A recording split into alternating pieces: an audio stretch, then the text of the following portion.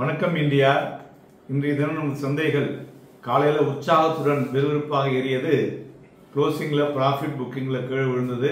Plus அதை தவிர சில முக்கியமான சுவாரஸ்யமான விஷயங்கள் இருக்கிறது. ஸோ ஒரு 1.95 புள்ளிகள் அதிகரித்து 25,869.95 முடிவடைந்திருக்கிறது. Advances 1132, declines 1509. மேலும் துறைகளை பார்க்கும் பொழுது 11 துறைகளில் 9 துறைகள் ஏறி இருக்கிறது. Especially IT, media and FMCG. IT ஏறியதுக்கு முக்கிய காரணம் H1B விசாவில் கொடுத்துருக்கக்கூடிய ரிலாக்ஸேஷன் பெட்டர் ஃபார் ஐடின்னு சொல்லிட்டு. அதுமாதிரி இன்னைக்கு ப்ராஃபிட் புக்கிங்கில் mid select, pharma and energy. மெயினாக இந்த ரஷ்யன் ஆயில் வாங்குறதுல சில விஷயங்களை கவர்மெண்ட் கையெடுக்கும் அப்படிங்கிற ஒரு இன்புட்டில் எனர்ஜி ஸ்டாக்ஸில் கொஞ்சம் செல்லிங் வந்தது அப்படின்னு சொல்லலாம். இதை தவிர 221 புள்ளி பங்குகள் 52 வீக் ஹையையும் 60 பங்குகள் 52 லோயும் டச் பண்ணி உள்ளது. அட்வான்ஸ்டு கிளியர் ரேஷியோ வைத்து பார்க்கும் பொழுது பிராட் மார்க்கெட்டில் ஒரு ஸ்லைட் செல்லிங் இருப்பதை பார்க்க முடிகிறது, வீக்னஸ்ன்னு சொல்லலாம்.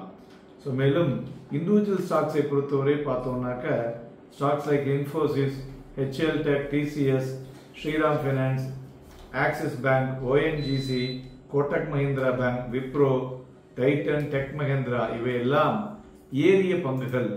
இறங்கின பங்குகளில் பார்த்தோம்னா Eternal, InterGlobe, Eicher Motor, Bharti Airtel, UltraTech, Adani Ports, ICICI Bank, JSW Steel, Tata Consumer, Reliance industries.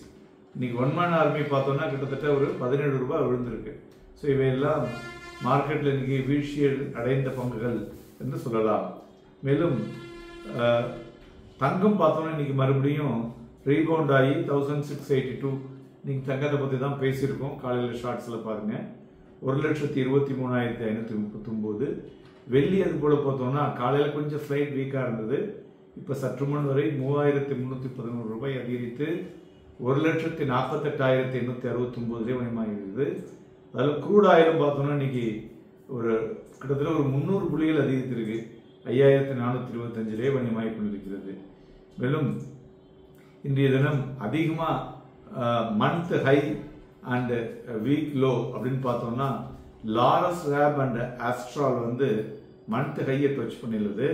அதுமாதிரி வீக் லோவில் பார்த்தோம்னா SRF மற்றும் ஹிந்துஸ்தான் காப்பர் இது ரெண்டும் வீக் லோவை டச் பண்ணி உள்ளது என்று சொல்லலாம். மேலும் மார்க்கெட்டில் ஒரு ஹை லெவல் ப்ராஃபிட் புக்கிங் எதனால் வந்தது அப்படின்னு பார்த்தீங்கன்னா இன்றைய தினம் கிட்டத்தட்ட ஒரு 2:30 மணிக்கு மேலே பிரைம் மினிஸ்டர் மோடி அந்த ஏஷியன் சப்மிட்டை ஸ்கிப் பண்ண போகிறாரு. No meeting with Trump. அதாவது இந்த வருஷம் எந்த வரலையும் அவர் மீட் பண்ண போகிறதில்ல அப்படிங்கிறது சொன்ன உடனே நிஃப்டி ஒரு 1% ஃப்ரம் இன்ட்ராடே ஹைலேருந்து விழுந்ததுன்னு சொல்லலாம். ஸோ இந்த டியூ டு ப்ராஃபிட் புக்கிங்னால மார்க்கெட் சென்டிமெண்ட்டும் வீக் ஆச்சுன்னு சொல்லலாம். ஏன்னா அவர் அந்த கோலாலம்பூரில் இன்பர்சனாக பண்ணல, த்ரூ விர்ச்சுவல் பார்ட்டிசிபேஷன் பண்ண போறாரு அப்படிங்கிற விஷயத்த சொன்னாங்க. ஸோ அதனால ஒரு ஸ்பெகுலேஷன் இருந்துட்டே இருந்தது இல்லையா, ஒரு potential meeting between Modi and US president Trump அப்படின்னு சொல்லிட்டு. ஸோ இது ஒரு ஃபர்ஸ்ட் இன்ட்ராக்ஷன்.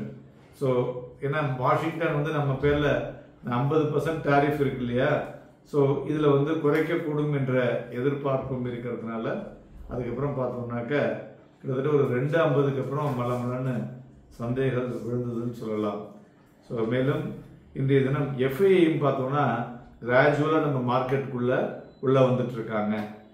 டெக்னிக்கலாக பார்த்தோம்னா ஷார்ட் டேர்ம் ட்ரெண்ட் ரிமைன் ஸ்ட்ராங்காக தான் இருந்துகிட்டு இருக்கு. மெயினாக இன்றைய தினம் இந்த அவர்லி கேண்டில் பார்க்கும் பொழுது ஒரு லார்ஜ் ரெட் கேண்டில் ஃபார்ம் ஆயிருக்குங்க. இது ஒரு பாசிபிள் புல் பேக் ஏற்படுத்தக்கூடும். அதாவது 25,700 வரலையும் வரலாம், அதுலேருந்து மேலே எடுத்துட்டு போகக்கூடிய வாய்ப்புகள் இருக்கக்கூடும். மேலும் அது ரிவைவ் ஆகி போகும் பொழுது 26,200 வரலையும் போக வாய்ப்புகள் இருக்கக்கூடும். இது எத்தனை நாளில் சார் போகும் அப்படின்னா நெக்ஸ்ட் ஒரு 2 வீக்ஸில் போக வாய்ப்புகள் இருக்கும், 10லேருந்து 15 நாளில். ஸோ அதுமாதிரி நிஃப்டி ஃபியூச்சரும் இன்னைக்கு எபோவ் ஆவரேஜ், பேங்க் நிஃப்டி ஃபியூச்சரும் இன்னைக்கு எபோவ் ஆவரேஜ் நடந்திருக்கு. நிஃப்டியை பொறுத்தவரையிலையும் காலையிலேயே ஒரு கேப் அப் 26,057 தான் ஓப்பன் ஆச்சு. ஏன்னா நேற்றைய தினம் 25,868 அதிலிருந்து ஒரு கேப் அப்பில் தான் ஓப்பன் ஆச்சு. அங்கிருந்து பார்த்தீங்கன்னாக்க 26,104.20 அப்படிங்கிற புள்ளிகளை கிட்டத்தட்ட ஒரு 10.15க்கே டச் பண்ணிடுச்சு. அதுக்கப்புறம் ஒரு வாலட்டைல் மூவ்லேயே இருந்துட்டு இருந்தது. தென் திடீர்னு ஒரு ஃபால், அது வந்து பார்த்தோம்னா அரௌண்ட் ஒரு 3 மணி 10 நிமிஷம். அப்போ வந்து 25,862.45 நேற்று க்ளோசிங்கை விட குறைச்சி லோ டச் பண்ணிடுது. பட் திருப்பி ரீபவுண்ட் ஆகி 25,869.95 முடிவடைந்திருக்கிறது. மார்க்கெட்டில் வந்து இன்னைக்கு ஒரு நல்ல ஒரு வாலட்டைல் மூவை பார்க்க முடியாதுன்னு சொல்லலாம். மேலும் நாளைய தினம் நம்ம சந்தைகள் வந்து வீக்கெண்டாக இருக்கிறதுனால, ப்ளஸ் நாளைய தினம் வந்து எல்லா செட்டில்மெண்ட்டுமே செட்டில் ஆகக்கூடிய நாட்டில் இருக்கிறதுனால வாலட்டிலிட்டி மிகுந்து காணப்படும். ஸோ நிஃப்டியை பொறுத்தவரை இந்த லெவலில் சஸ்டெயின் ஆகி மேலே போச்சுன்னா மறுபடியும் அந்த 26,000 டச் பண்ண முடியும். இல்லைன்னா 25,700 வரலையும் வந்துட்டு தான் மேலே செல்லக்கூடிய வாய்ப்புகள் இருக்கும். ஸோ அதனால் அடுத்த வாரத்தில் 25,700 to 26,200ங்கிற ரேஞ்ச் பவுண்ட் ஆக்டிவிட்டி பார்க்க முடியும். அதே மாதிரி stock specific and sector specific movements வந்து ஃபர்தராக ஸ்ட்ரெங்தன் ஆகக்கூடிய வாய்ப்புகளும் இருக்கிறது.